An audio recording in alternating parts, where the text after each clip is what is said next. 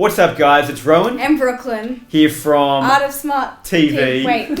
What's up, guys? It's Rowan and Brooklyn here from Art of Smart TV with another episode of the HSC English Lit Program, also known as #help.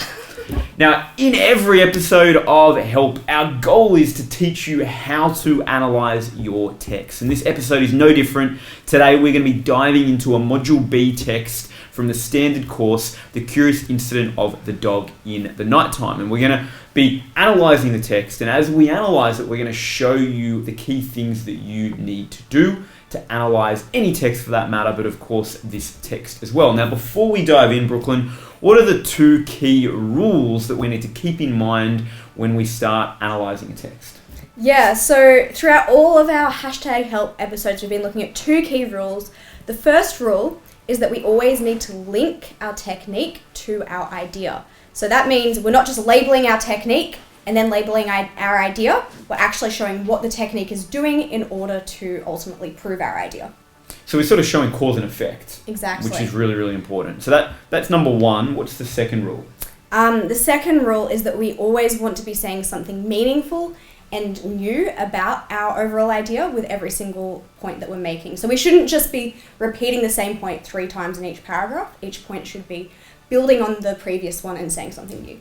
Fantastic. So now that we know the two key rules, and of course, keep us accountable, let us know if we have or haven't done this as we analyse the curious incident of the dog in the nighttime now. But let's dive in and actually start doing a little bit of the analysis here. Now, before we do that, we need to first get a sense of, what's the topic or the idea that we're going to be really trying to further throughout this analysis as per rule number 2. And that's really important because we can't actually do analysis without an idea, because what analysis is, in English, is looking at the technique and then, as I said earlier, linking that technique to our overall idea. So if we haven't got an idea, we can only do half of the analysis, right? So the topic that we're going to be looking at today is basically looking at how Mark Haddon in The Curious Incident of the Dog in the Nighttime uses Christopher's voice throughout the novel in order to basically show us the absurdity of the way that we communicate. Show us the idea that the way that we communicate to each other is actually really weird. And as well as that, and sort of linked to that, is the idea that Mark Haddon's also showing us the value of seeing the world differently. So fantastic. We've got the idea now. I think one of the examples that we can reference here, and I think it's interesting because while it's a novel, we don't actually necessarily need to use an example that's specifically a quote. And I think this first example is a good example of that, which is that Christopher struggles to understand non-verbal communication, and so Haddon graphically represents this through a quite sort of humorous visual of a diagram of faces with different, quite confusing expressions on them. Now, what is he trying to achieve with this, and how might we analyse, in this case, an image that's within the novel? Yeah, great. So what's really cool here is, as you said, rather than just having a quote, we've got an image, and Mark Haddon uses lots of sort of almost like multimodal kind of ways of representation throughout the Curious Incident. So one of them is he uses a lot of diagrams. And I guess when we see, I think there's about 7 different faces on this 2-page spread. And when we see all these different faces, we sort of get this idea that the way that we communicate with our faces is actually really arbitrary. Like, why is it that a smiley face means happiness, but then when you have like the 2 little angry bits, it's sort of a mischievous face? Like, why is that? And it's sort of, I guess really showing us, as I said, this idea that faces are arbitrary and the way that we communicate with faces is arbitrary. And I think the thing that I really took from this as part of this analysis is that the images and the faces that Haddon uses aren't necessarily clear on what in some of the cases at least, what the emotional response is. Like, they're ambiguous. There could be a couple of different possible interpretations for it. The person could be angry, they could be, excited, they could be upset, and it's unclear which one of it actually is. And so I think what that goes to show is Christopher's sense that, he doesn't actually understand what someone was saying. And there is a quote to that effect as well from the text. Yeah, and just before we jump into that quote, I want to say the other thing is, like, these are really simplified images of faces. And if we're struggling to understand what those simplified images of faces mean, imagine, like, someone who doesn't naturally understand real facial expressions, imagine them trying to understand what a real face means. So it's sort of pointing out that, like, real struggle that people, which facial expressions, the understanding of them doesn't come to naturally, how difficult that would be for that kind of person. That's right. And so you've said that kind of person. Yes. What are we alluding to here? So Christopher in The Curious Incident of the Dog in the Nighttime has autism. I think he specifically has Asperger's, but I'm not sure if that's specifically. I don't think it's ever stated. I think it's sort of this almost implied by the behavioural patterns that Christopher has. Yeah, and I think Mark Haddon outside of the text has also said that. But I think he made an intentional choice to not make it explicit in the text. And I know this is a slight detour from what we're doing, but just it's relevant because it goes to the heart of why Christopher is unable to interpret faces. Is that intentionally, I believe, Haddon did not explicitly define it in the text because he wanted it. He wanted Christopher to be more broadly representative for just difference and not necessarily a specific label of what that difference would look like. So coming back to this particular example here, I think what happens is we've got a quote. He took it out when he didn't understand what someone was saying, which you could use to support the diagram. Yeah, so basically what's happening in this quote is Christopher's got this little piece of paper with all these faces on it, and he carries this piece of paper around with him so that whenever someone makes a facial expression that he doesn't understand, he'll take this piece of paper out of his pocket, which has like 4 or 5 different faces on it, and is like, which face is this? Okay, I think it's this one, so you must be really confused right now. And obviously that's hilarious, right? Like, there's no way that you could actually understand what someone's face is doing or what they're trying to communicate with their face from just a diagram or from a picture representation. That's right. And I think there is therefore this humour that really illuminates for us just the complexities of how we communicate. And really the fact that communication can be really difficult for those that it doesn't necessarily come naturally. And I think in many respects, and we're going to see this in the next example we look at, Christopher's response is pretty logical, actually. To pull out, like, okay, let's match this up. Well, okay, this is that, therefore it's highly probable that this person is feeling X, Y, Z. It's actually logical, but at the same time, we look at it and it's humorous. And I think if we're going to connect it to our idea, I think what it shows is in some sense the absurdity of our facial communication and how we take so much from that, but also the fact that it's starting to indicate, hey, maybe there is some insights we can have about ourselves that only come by seeing the world through Christopher's eyes. And I think a big part of that is Christopher obviously is, through taking out this piece of paper, he's kind of suggesting that he wishes that we were to communicate in a more logical and clear way. And like us neurotypical people, like, we often struggle to communicate with each other. Like, I know with Rowan, I've often had facial expressions and he's been confused about what I meant with my facial expressions before. And like, so I think what Christopher's doing is actually really logical because it's going to take out that ambiguity of the communication we have through facial expressions, which often creates a lot of conflict, right?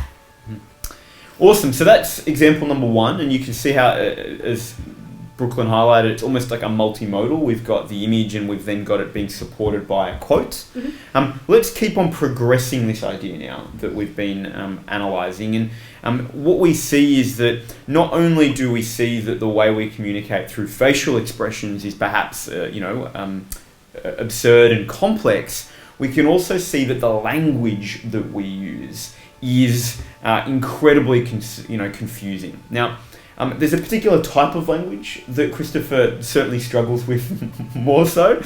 What is that, and what's the example of this, Brooklyn? Yeah, so he really hates figurative language, specifically metaphors. He's okay with similes. He says similes are true, so they're okay, but he really hates metaphors. So he's saying a metaphor should be called a lie because, a pig is not like a day, and people do not actually have skeletons in their cupboards. And so what is he really trying to get at here, Brooklyn? So again, we've got this technique of humor. Like, this is a pretty funny quote. This idea that he's, I guess, seeing this world in this like very logical way, and is like, metaphors don't make sense because they're lies, and we find that really endearing, right? And yeah, I guess the reason that we find it funny is because he's so right. Like he makes such a great point. Like, metaphors are lies. They don't really make any sense. And I love what Christopher says here, because it is just so logical. And so what we're trying to show here in terms of our idea, if we're progressing, is one, we're saying, well, okay, idea number one to start with was that there's an absurdity in how we communicate, and non-verbal facial expressions are a good example of that. And now we're taking that a step further to say, well, look, it's not only the non-verbal, it's also the verbal. Mm-hmm. And we see that through Christopher's great sort of take on figurative language. And I think in this point here, we're specifically also seeing that idea of like the value of Christopher's voice in being able to sort of show us that the way that we do talk is absurd. Like, in some ways, potentially Christopher's way of seeing the world is better. And I think what it highlights, particularly in the case of figurative language, if we're looking at the value of difference, which is one of the broader ideas we said we were unpacking, is that it sort of goes to show that, well, metaphors at its heart, if they are lies, they also are designed to mislead. They're designed to persuade people emotionally in perhaps ways to do things otherwise that might be in their best interest. So we can start to see that, wait a minute, language here can actually be dangerous as well in terms of its impact. And that's really then the value of Christopher's perspective in being able to sort of see through this. Now, we laugh at it, we find it funny, but it actually shows the value in being able to critically evaluate some of the ways we communicate and the impact that can therefore have. Mm-hmm. So let's keep on progressing this idea. So we now move to our third example. Oh, actually, before we move to our third example, I know that we've used the technique humour twice in a row. So if you do want to use a different technique for the example that we just gave, you could also look at that idea of deconstructing a metaphor. So he hasn't used a metaphor. He's talking about metaphors, but he's really deconstructing what a metaphor is. And although deconstructing something you may not see as a technique that you'd find on a technique list, it's something that the author's actually doing to create an effect in the book, and that's what a technique is. And you are deconstructing, after all, figurative language in a metaphor. Yeah, exactly. So it's pretty technique-y. Yeah, that's right. Now, while we're at it, let's maybe dive back for a moment, because I think we used humour in the first example, but we also did once again more than just use humour. Right? There was the use of the image itself in terms of the different faces, and I think if you really wanted to just further enhance that, you could be even just using like the contrast or the lack of contrast that exists, particularly in some of the faces, and therefore the ambiguity that those faces then provide in trying to understand meaning. So there is plenty here that you can really dig and use from a technique perspective. But Brooklyn's point is very true. Ultimately, it's about what is this trying to achieve in the text, and that's the critical part. Mm-hmm. So jumping into the third and final example that we're going to unpack in today's episode of Help. What's the example we're going to use here, Brooklyn? Well, first of all, sort of the idea that we're going to talk about here is that Haddon is really defamiliarizing the common sort of verbal events that we have. So when I say defamiliarizing, he makes the things that we would see as normal, he makes them seem really strange to us. So that's actually the technique that we're going to talk about. But I'll give you the quote before we go into that. So Christopher tells us, Alexander was doing what is called chatting, where people say things to each other which aren't questions and answers and aren't connected. So basically what's happened there is Christopher has defamiliarized the idea of chatting to us. To you and I, chatting seems really normal. Like chatting is something we do every day. But when Christopher explains it like this, it makes us think, chatting's actually kind of weird. Why do we chat? Why do we just say things that aren't connected and don't have answers and don't have questions? So what that's really doing is it's defamiliarizing this idea of chatting. And as I said before, defamiliarizing is our technique. And again, that is a technique which you will not find on a technique list. That's not really something you would have heard of as a technique. But again, what is a technique? Right. A technique is something that you're being able to identify that's showing an outcome or an idea. Right. So in this case, it's showing the idea that Haddon is trying to communicate that really this is absurd if we really evaluate it. And I think deeper than that, and this is the point I really get from this, is that as you go through the book, or as you go through the different examples that we've used here, the end outcome is that all of a sudden really it leaves you questioning your own behaviour. Mm-hmm. It leaves you questioning, hey, actually, do I have good reasons for behaving in this way? Mm-hmm. And is this actually the most effective way that I should be communicating and acting and interacting in the world? Mm-hmm. And so I think that's the point of a technique. It's to make a point. It's not just there for the sake of it, which would be labeling, as we've talked about at the beginning of today's episode. It's actually about trying to make a point about an idea that an author or a character is expressing. Yeah, absolutely. So I think there's another point here with this quote where he is defamiliarizing this chatting. And it's really that, again, we're seeing that Christopher in some ways is seeing the world in a better way to us. And to Christopher, meaningful conversation is really valuable, right? He thinks that when we have conversation, there should be questions and there should be answers and we should be learning, and conversation is about bettering our knowledge or something along those lines. So I think, yeah, the fact that Christopher has such a problem with chatting, it's really showing the value of his way of seeing the world and the value of seeing conversation as something that should be improving our knowledge. Now, there are some little, if you really want to go there, some further techniques you can build into this idea of, defamiliarizing. Because I think if we do look at this, we can see that, we do have some sort of listing and repetition going on here, which I think just enhances the whole point of the defamiliarization. We've got aren't questions and answers and aren't connected. Oh, that's called hypertactic. Have you heard that word before? I haven't. I'm learning something today as well, which is fantastic. And so how does that, Brooklyn, then... Because I think that's actually the key to why we sort of realise, oh yeah, this is absurd. So how does that go to establishing the idea?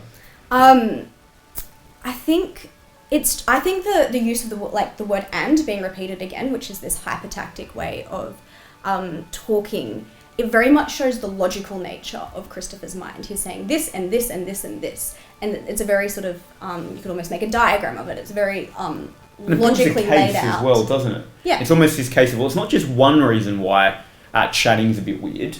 There's a second reason why chatting's a bit weird, and if you're still not convinced, here's the third reason why chatting's a bit weird. Yeah, like he's writing some persuasive piece, or he's a lawyer, or something like that. He's trying to very logically convince us, but not in an emotional way, which is how we tend to convince people.